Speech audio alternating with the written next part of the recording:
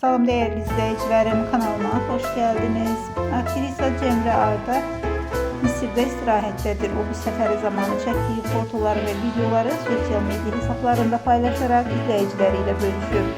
Mesela onun son Instagram paylaşımında Mısır'da çekilmiş güzel bir foto şekli yer alır. Cemre Arda bu seferi zamanı hem istirahat edir hem de izleyicileri için maraklı məzmunlar yaradır. Eğer siz de onun Mısır'daki maceralarını izlemek istersinizse onun resmi Instagram hesabına bakabilirsiniz.